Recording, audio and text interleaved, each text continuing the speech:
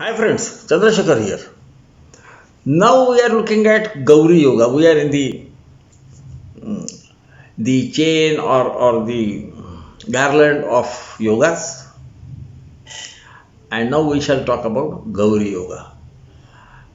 We are talking about the yogas because it is better to understand yogas also because they also indicate to us certain strengths or weaknesses in the chart. Remember that when we talk about yoga, they have to be exactly as given because other planets or some additional planets coming in will change the final results of the yoga. Many a times I have seen that some yoga is connected with something else, like the Adhi yoga that we talked about. The planets have to be in 6, 7, and 8. There should not be planets in 5 or 9. This has to be understood. Otherwise, what happens is people many a times declare Adhi yoga to be there and no results coming in because we are not talking about the yoga and its result as that yoga has been given to us. Will it extinguish? It might not extinguish, it will change its form in the matter of giving results. So this has to be understood. We are now looking at Gauri Yoga. Gauri is the name of the consort of Lord Shiva or Parvati. So in Phaladipika of Mantreshwar, he has described it as svoccarkṣe yadi koṇakaṇṭakayutau bhāgyeśa śukrābubhau lakṣmyākhyo'tha tatha himakare gaurīti jīvekṣite sundaragātraḥ ślāghitagotraḥ pārthivamitraḥ guṇaputraḥ paṅkajavaktra saṁstutajaitro rājati gaurīyogasamutthaḥ. And svoccarkṣe means in Rashi which is of exaltation. So what does it mean? I will first give the translation as it appears in the commentary of it, which is where it says, because svoccarkṣe also can mean the own Rashi or Rashi of exaltation. So when moon, himakare is moon. Vidhu or himakara is the name of moon. So when moon is in own Rashi or its Rashi of exaltation, that is either in Taurus or in Cancer, and should it be placed in a trine or a square, being aspected by Jupiter. So aspect of Jupiter should be there. Then Gauri Yoga takes place. I think one thing is being missed, which is bhāgyeśa śukrābubhau. I would think that even Venus has to be placed with moon, possibly, because, or it could also mean the Lord of the Ninth and Venus should be placed there, where in Kendra or Trikonas, that is squares and trines. But ultimately the commentator is also a great learned person, so I might be wrong, but Shukra and Bhagyesh, and I think it is Shukra himself who should be Bhagyesh. That is, he should be Lord of the ninth house. Parantu, sorry, sometimes Hindi slips out of my mouth when I am thinking, because I think and then tell you. I can't write down things, or script is not something I am or reading script is not something I am good at, rather I am bad at it. And then what is the result? Sundaragātraḥ, ślāghitagotraḥ. That is, he is handsome, from a good family, and a friend of the king. He is not the king, but friend of the king. And he has got children who are sadguna, is what is called, with good qualities. His face is like a lotus. That means, I suppose, that means once you look at him, you feel good about it. And such a person, he can also be king, of course. Rājati is said, but rājati can also mean effulgence. So both the things are there. And this is how a person born in Gauri Yoga would be. Now,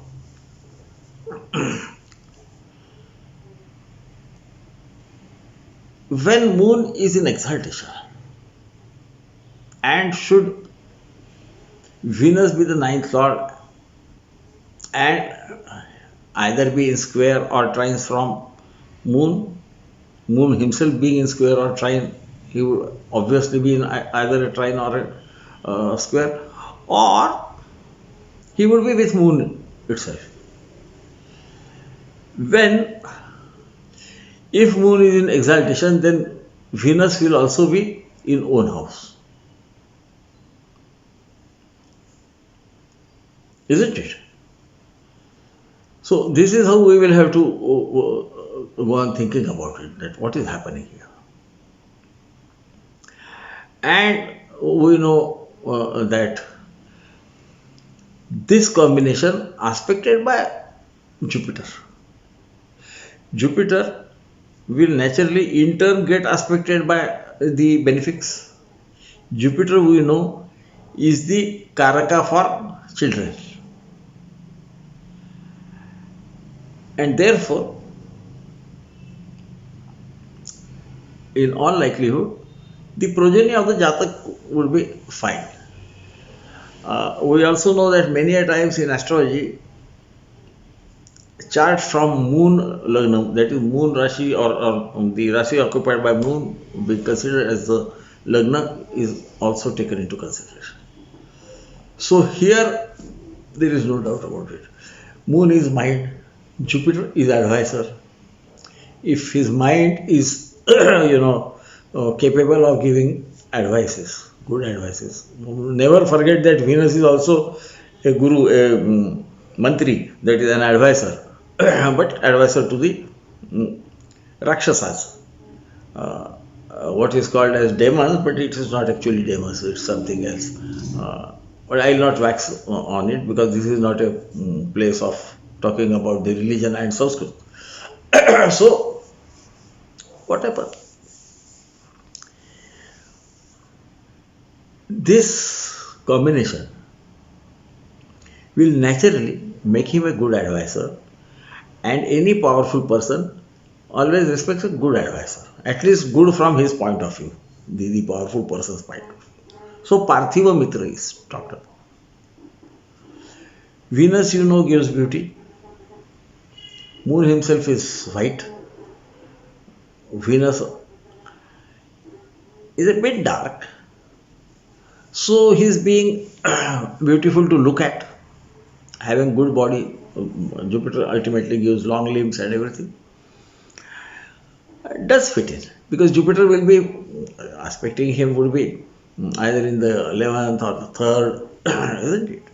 And so aspect the 7th or 7th from both the sides, and 5th or 9th from those positions. In squares, it will be aspecting the trines again. I mean, square of that, trines of that square, that particular square where Jupiter is sitting.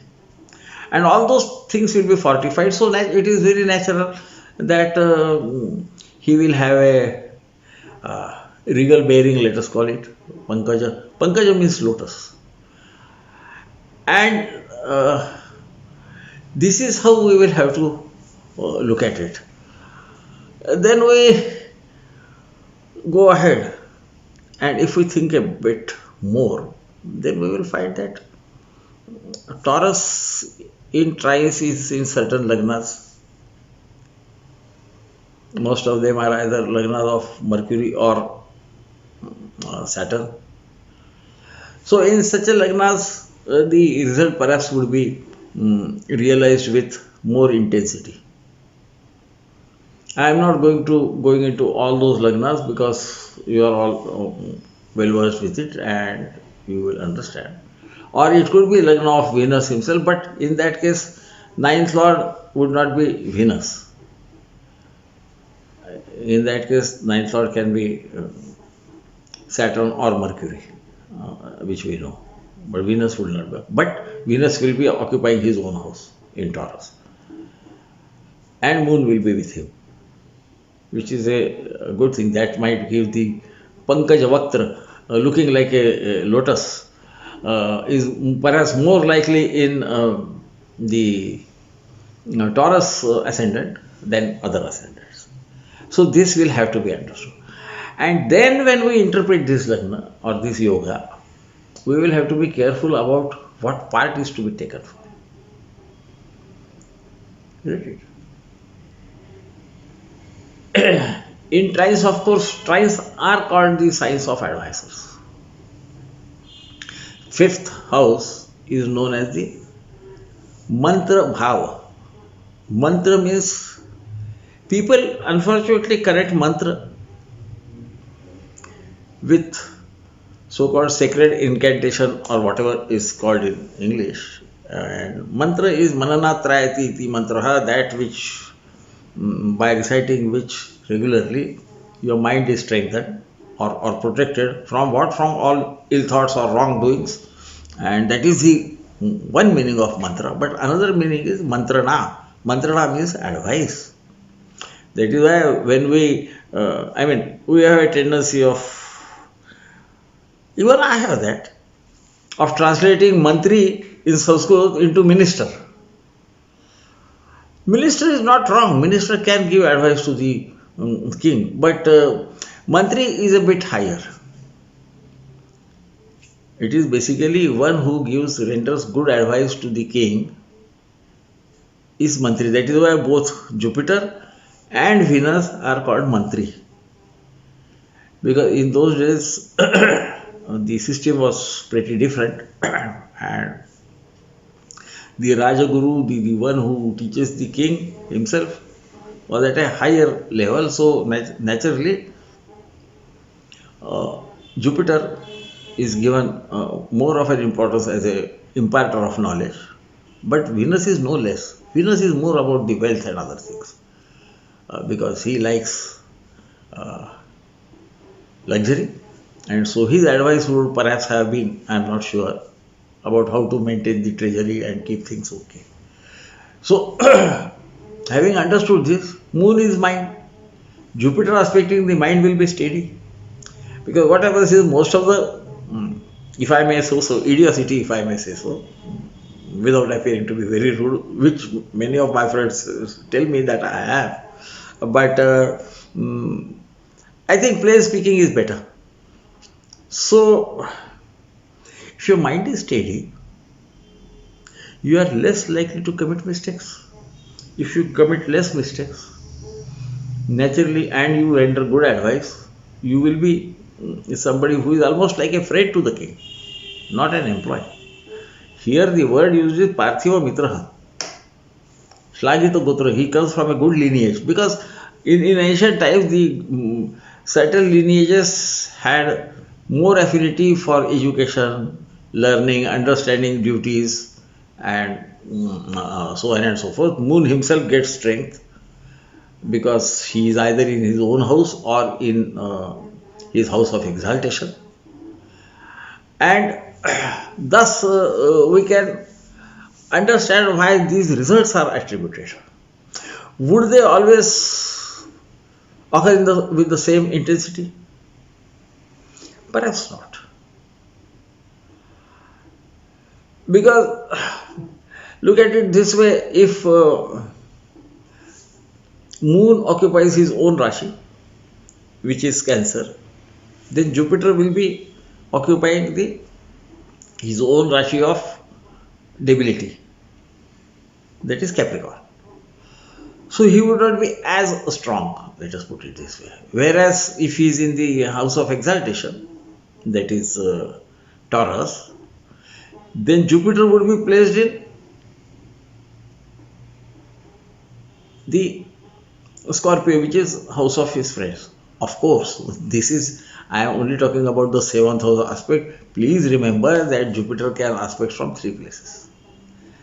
From the 5th, and so So if he is aspecting from trines, then even with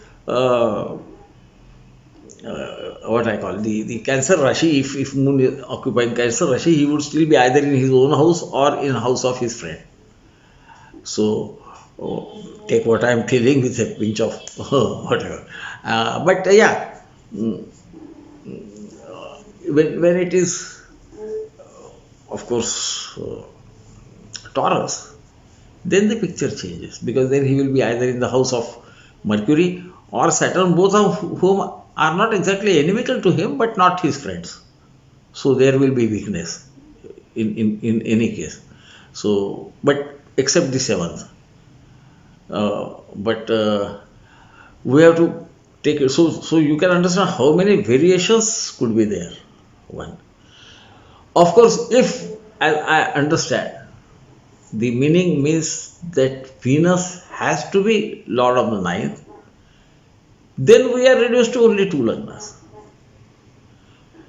Isn't it? Am I right? I think I am right. Perhaps Virgo and one of the lagnas of the great Saturn. So this is how it works out. And so the strength of either the planets themselves or the Jupiter changes, their strengths change, because they have only said about koṇakaṇṭakayutau and we are assuming the lagna, but these Venus and Moon can as well be in trines, and so everything will change.